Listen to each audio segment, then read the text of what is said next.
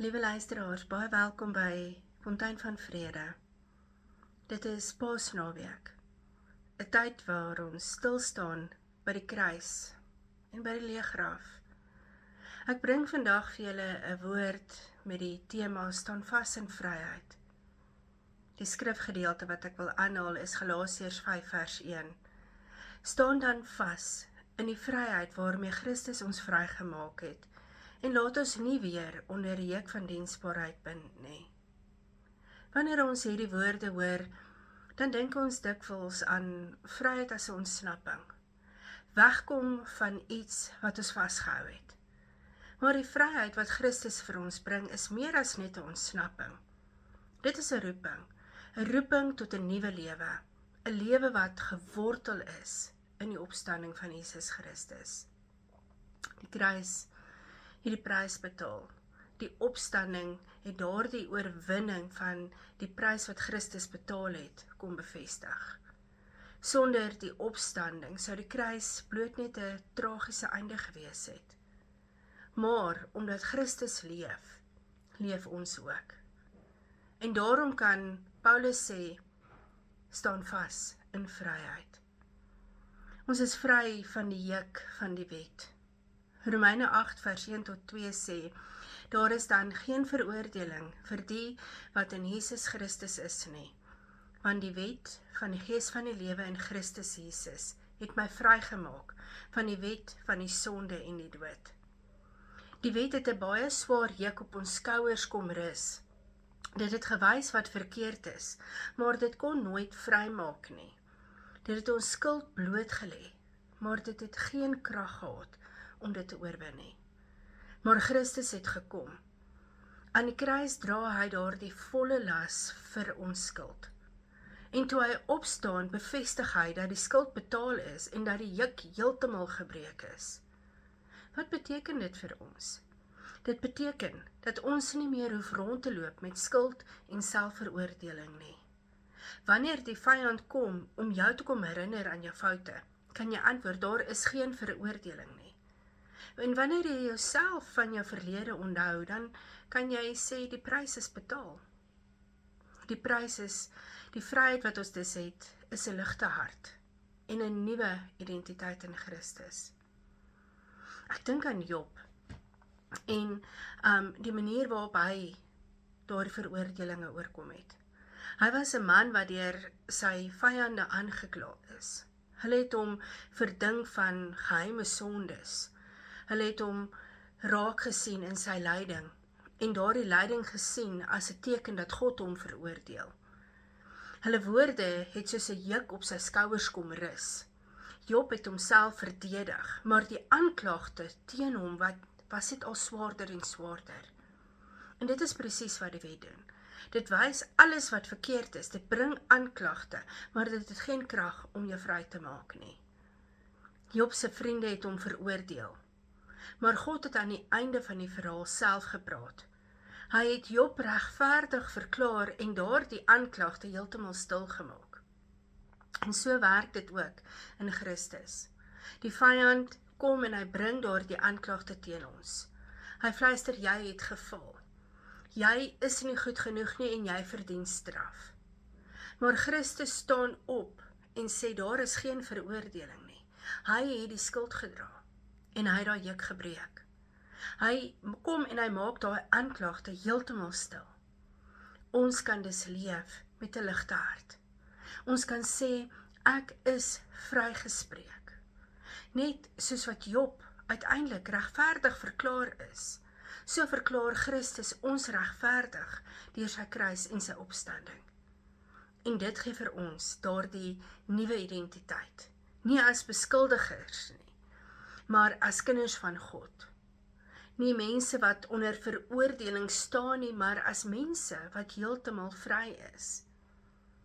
Ons is vry om oor sonde en oor dood te heers. Romeine 6 vers 4 tot 5 sê, net soos Christus opgewek is uit die dode, so kan ons ook in 'n nuwe lewe wandel. Voor Christus was ons vasgevang.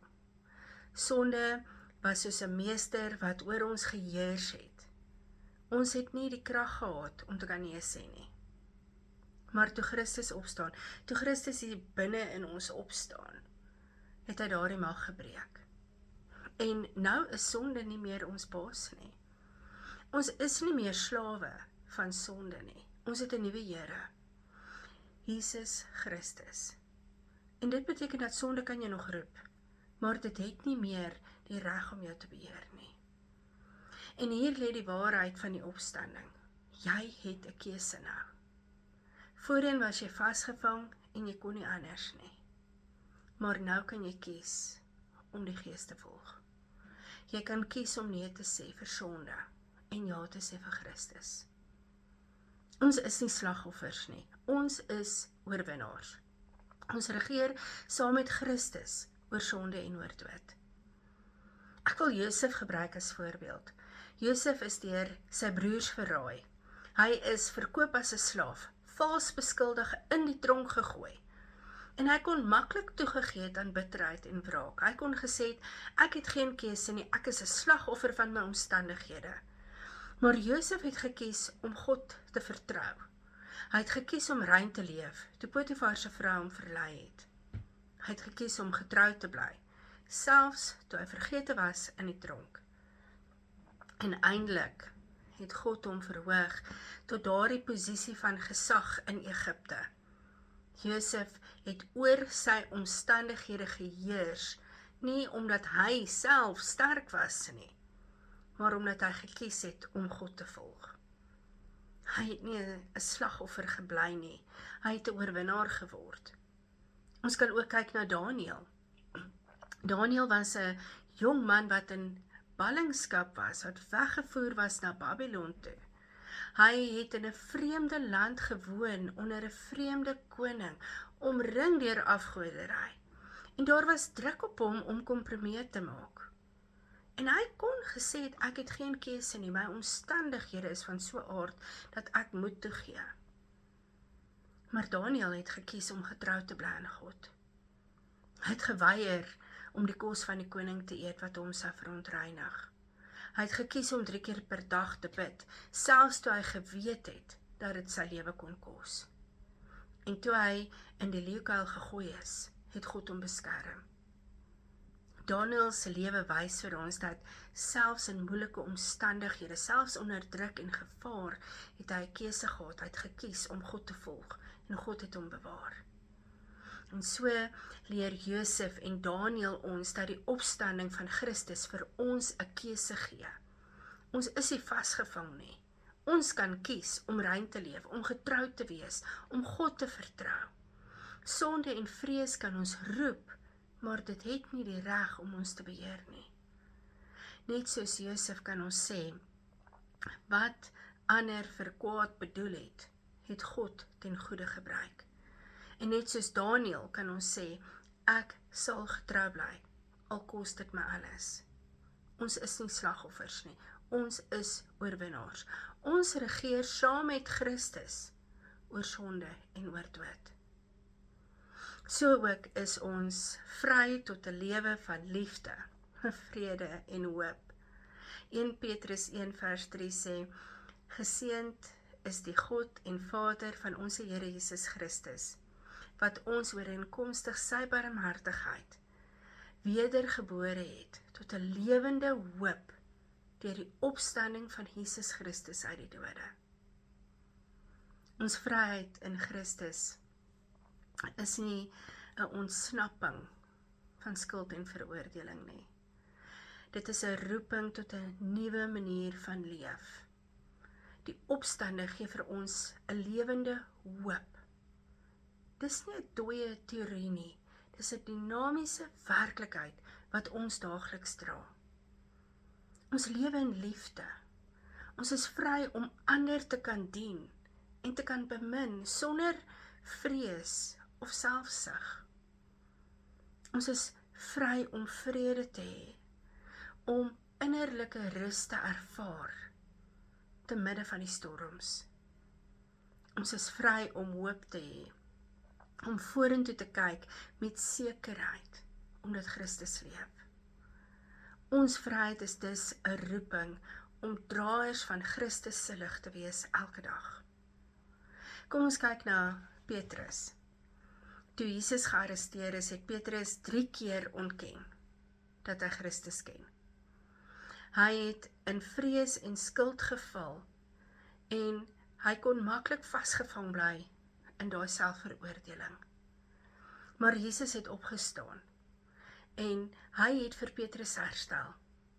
Hy vra hom 3 keer, het jy my lief, en hy gee vir hom 'n nuwe roeping en sê, laat my skape by.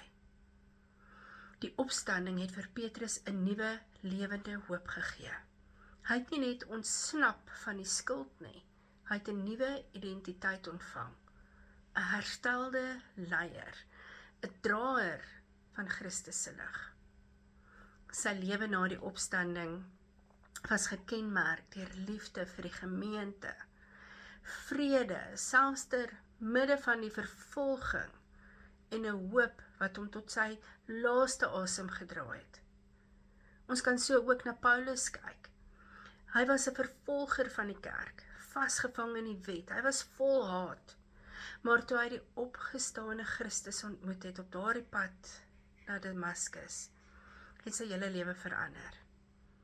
Hy het 'n nuwe identiteit ontvang, van vervolger na apostel, van aanklaer na draer van hoop. En Paulus se briewe is vol van lewende hoop. Hy skryf oor liefde wat alles verdra, 'n vrede wat verstand te bowe gaan, en 'n hoop wat nie beskaam nie. Sy vryheid was nie net 'n ontsnapping van sy verlede nie. Dit was ook 'n roeping tot 'n nuwe lewe in Christus. En so leer Petrus en Paulus ons dat die opstanding ons nie net vrymaak van skuld nie, maar ons roep tot 'n nuwe manier van lewe. Ons is vry om lief te hê, vry om vrede te dra en vry om hoop te verkondig. Ons vryheid is nie passief nie, ons vryheid is aktief. Dit is 'n daaglikse keuse om draers van Christus se lig te wees. Net soos Paulus en Petrus kan ons sê, ek het 'n nuwe identiteit en ek leef in daardie nuwe lewende hoop. Volgende wat ek wil oor gesels is, ons is vry om oor vrees te heers. 2 Timoteus 1 vers 7 sê, God het ons nie 'n gees van vrees gegee nie, maar van krag, liefde, selfbeheersing. Vrees is seker een van die sterkste wapens van die vyand. Vrees vir die toekoms, mislukkings, vrees vir die dood. Maar die opstanding van Christus breek daardie vrees. Omdat Christus leef, kan ons die sekerheid hê, kan ons die moed hê. Die leergraf sê vir ons dat selfs die dood het nie die laaste woord nie.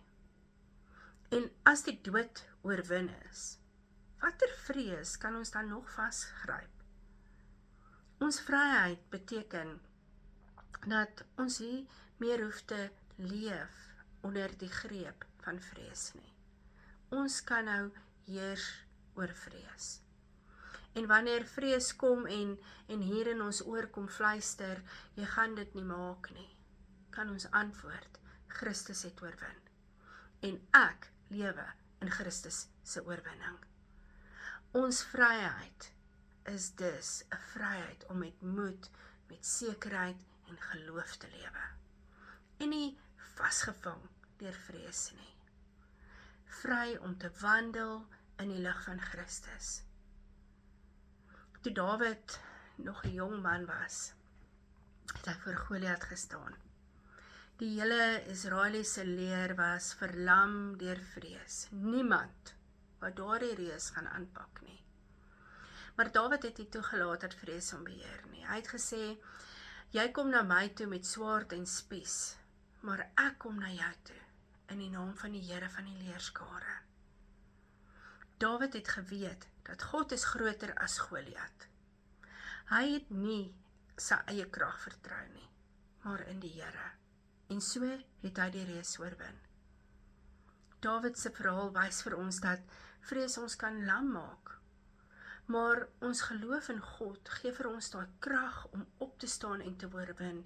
En net soos Dawid, kan ons ook sê, ek kom na jou toe in die naam van die Here. En so leer Dawid ons dat die opstanding van Christus die mag van vrees breek. Die dood is oorwin. En daarom het ons die sekerheid om te kan lewe. Ons hoef nie vasgevang te wees nie.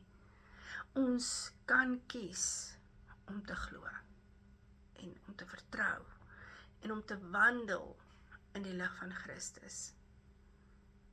Ons vryheid is dus 'n vryheid om oor vrees te heer, om met moed, sekerheid, geloof te leef. Elke dag te sê, Christus het oorwin en ek leef in sy oorwinning. Ons is ook vry om 'n lewe van oorwinning en oorgawe te lewe in die teenwoordigheid van God. Openbaring 12 vers 11 sê, hulle het hom oorwin deur die bloed van die lam en deur die woord van hulle getuienis. Ons vryheid is nie net 'n geskenk nie, 'n roeping tot oorwinning en tot oorgawe. Ons lewe nie meer onder die mag van sonde, dood of vrees nie. Ons leef as mense wat saam met Christus regeer. Ons oorwinning is nie ons eie krag nie, maar die krag van die opstanding. Ons het ware vryheid wat kom wanneer ons hele lewe aan God gee. Ons wil, ons planne, begeertes in sy teenwoordigheid vind ons die krag om oorwinnaars te wees. Wat beteken dit prakties? Prakties sê dit gee vir ons oorwinning om elke dag te leef met die sekerheid dat Christus reeds die vyand oorwin het. En oorgawe is om hom te vertrou met jou hele hart, jou hele lewe, selfs met daardie dele wat jy nie verstaan nie. Ons vryheid is dus 'n vryheid om in die teenwoordigheid van God te leef, te oorwin, oor te gee en te lewe vol van sy Heilige Gees. Luisteraars, Paasnaweek herinner ons aan al hierdie waarhede. Ons is vry van die juk van die wet. Ons is vry om oor sonde en dood te heers. Ons is vry tot 'n lewe van liefde, vrede, hoop. Ons is vry om oor vrees te heers. Ons is vry om 'n lewe van oorwinning en oorgawe te lewe in die teenwoordigheid van God. Die kruis het die prys betaal. Die opstanding het daardie oorwinning bevestig. Christus lewe. En daarom is ons vry. Kom ons bid saam. Hemelse Vader, ons buig vandag in dankbaarheid vir U. Dankie dat U die juk van die wet van ons skouers afgeneem het. Dankie Here dat U ons vrygemaak het van skuld en veroordeling. Dankie dat U die mag van sonde en dood gebreek het en dat ons nou kan leef as oorwinnaars in Christus.